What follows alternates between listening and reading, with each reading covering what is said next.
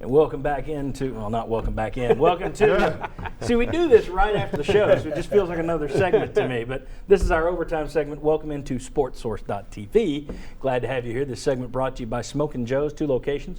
One is on Paper Mill. That's the original store. And then you got one in Alcoa, which is just a beautiful walk-in humidor. Both great locations. You're going to find a terrific selection of cigars at great prices. That's the key. Smokin' Joe's, Paper Mill, Smokin' Joe's, Alcoa. All right, joined by Chuck Cavaleris, longtime sports writer in the area. Jimmy Himes, longtime sports writer and now the host of Sports Talk, Monday through Friday on Sports Radio WNML. And then we have Sterling Hinton, VFL, and man about town. Oh, no. The first man to ever dab on our head. Hopefully that won't take off. And Bob Hodge, of course, longtime sports writer and media persona in this town.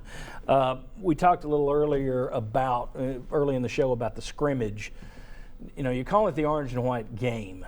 You still call it the orange and white game.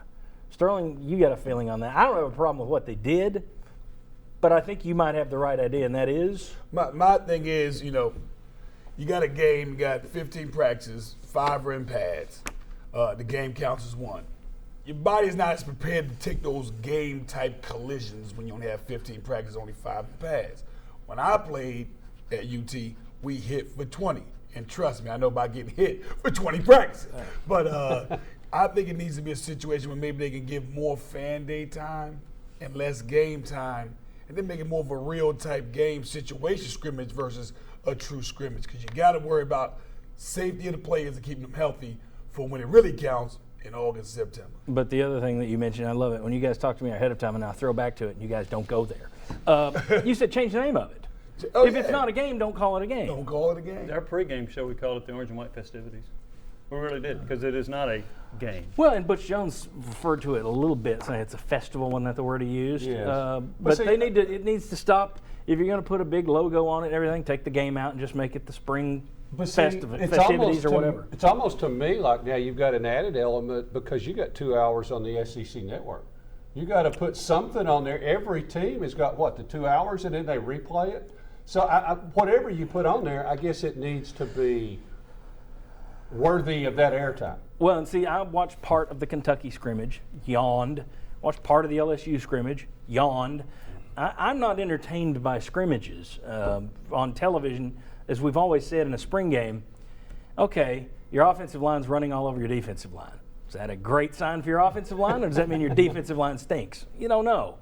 I look at this and think, if the coaches feel they've seen enough in practice, and they're wanting to protect bodies, that they don't need to scrimmage, fine, don't scrimmage. I'm fine with that. But I do think the idea of just presenting it, packaging it, marketing it a different way, I think that makes sense. That way people aren't saying, well, you call it a game, it's not a game.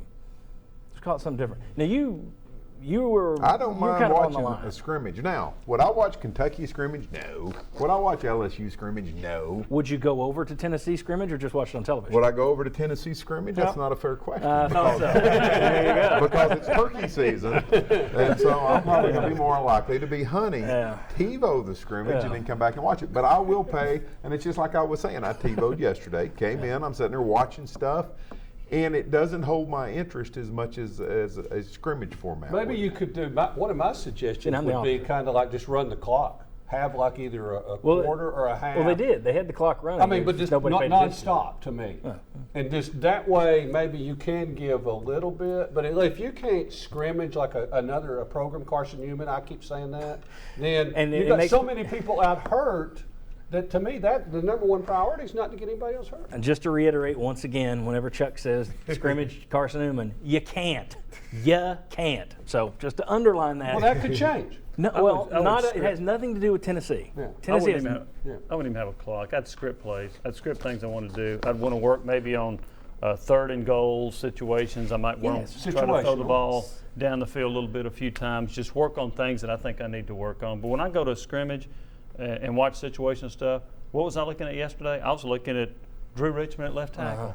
I was looking at Preston Williams and George at receiver. I look at individual players, and that's what I try to get out of it, because it's like you were saying earlier, if the offensive line looks good, the defensive line doesn't, or vice versa. So I'm looking at an individual player. And that's one reason I like the one-on-one duels. Yeah. Now, I'm not as crazy about the circle of life as everyone else is, because that's just two guys hitting each other, but okay.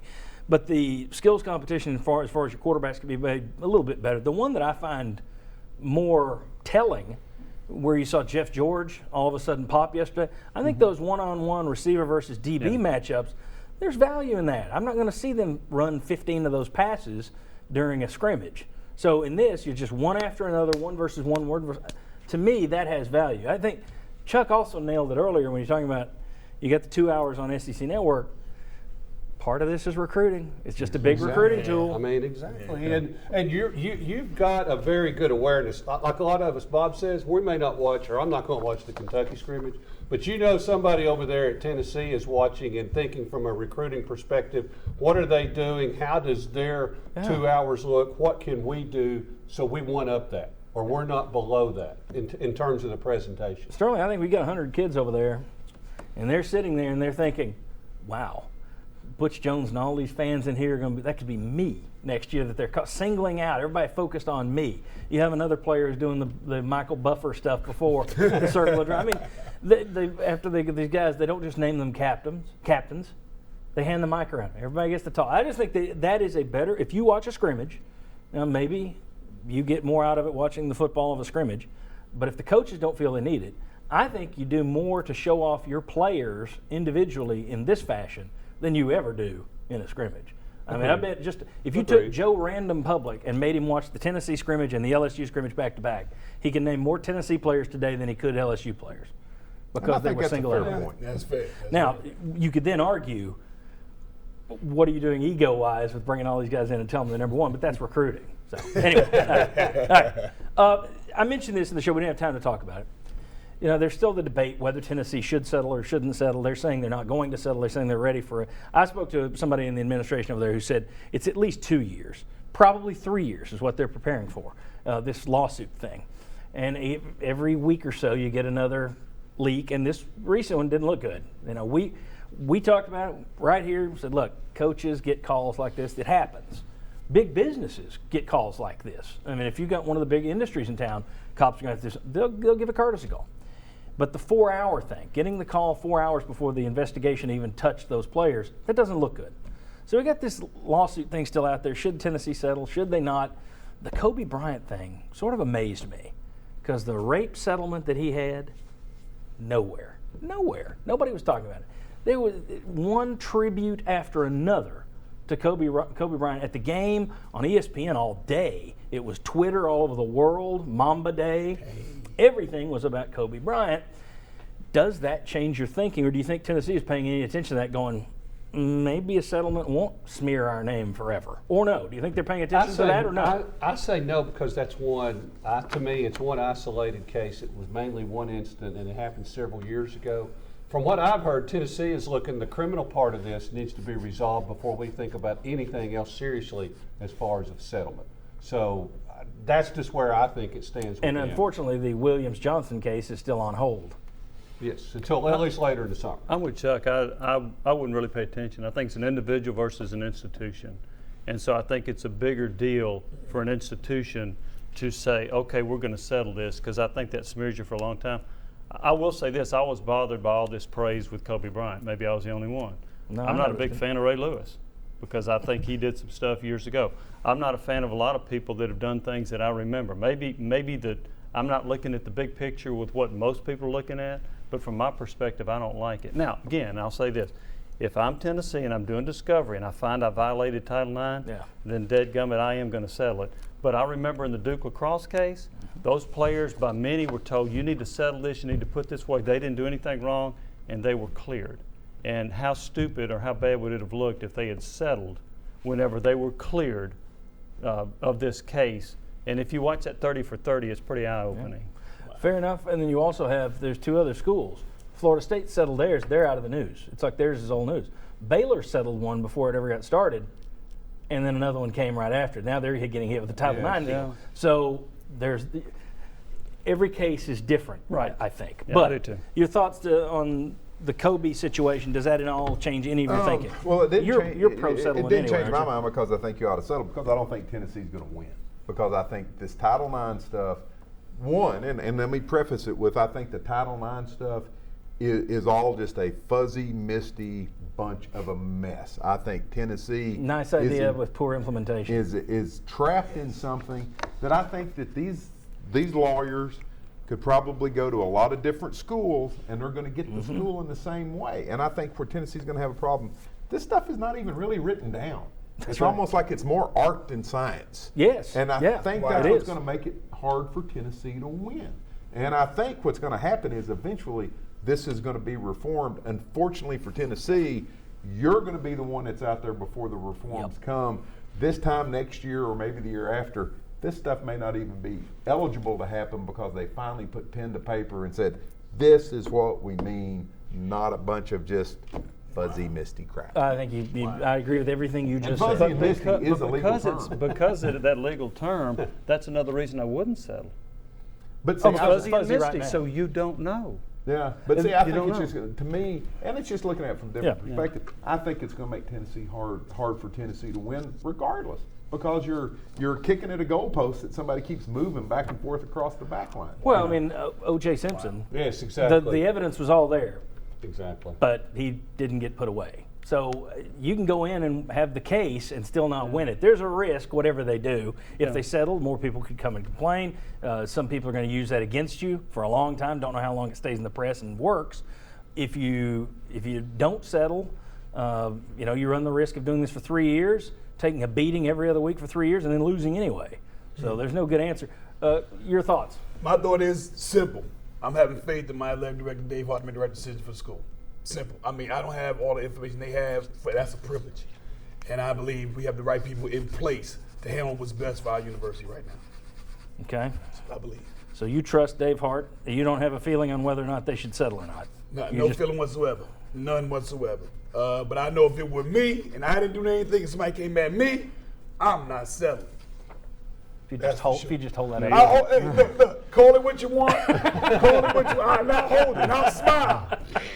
But I don't think you hit one out of the park. hey, bottom line, I'm on base and I'm in the game Yeah. with Chucky C. But if we gotta have faith in those that are being paid to handle this situation right now. Here's the interesting thing, Star. I agree with that. Here's the thing that's interesting. Where is that ball right now within the ivy walls at UT? Because they're not 10 people all walking into a room, all your top board members, and they all have the exact same feeling on every single point of this. They're all over the board. Everybody you talk to has a little different take on it. Nobody sees it the exact same. So are you starting to I would love to know, what is the opinion in that room? Obviously, if they're going to fight it, the majority says fight it. I just wonder if there's anybody that's voicing a contrary opinion over there. Is anybody shifting one way or the other? It's looking better, it's looking worse.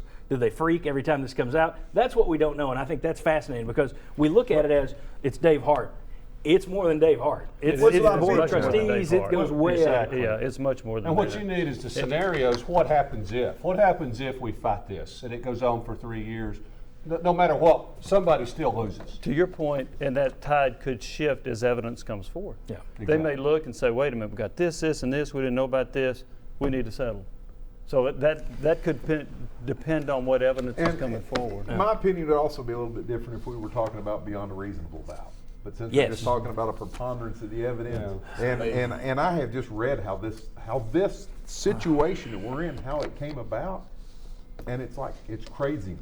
And It to that point, literally was a memo. Well, again, it was an idea. Let's put out a memo to try and stop this. Just reiterate that it's only more probable than not is the level that you have to hit. Unfortunately, they didn't back that up by saying, now here is the definition of what has to happen. Step 1, step 2, step 3. They just let you do it, and you can come back and be sued over it later if somebody thinks you did it right or wrong. and to That ain't Bob's gonna work. point, even in the O.J. Simpson thing, in the criminal case, you had to have all 12 people agree on one verdict. In the civil, you needed to have 9 out of 12 agree on one verdict, and that's a lot of difference right there. In which he was found guilty. Yes, exactly. And the whole preponderance of evidence thing is just Because what is that?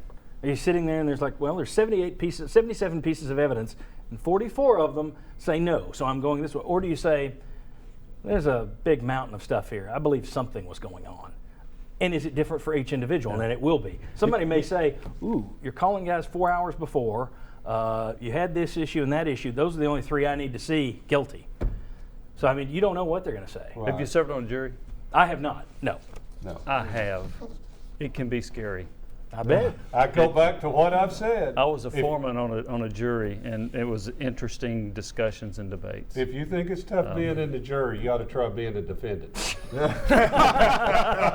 I wasn't a defendant. We'll see you next Sunday, 11 a.m. WATE 6. We'll see you next Sunday as we kick off the summer, start getting you ready for the season of anticipation. Hopefully not anticipation. We'll see you then next Sunday, 11 a.m. Channel 6. Thanks.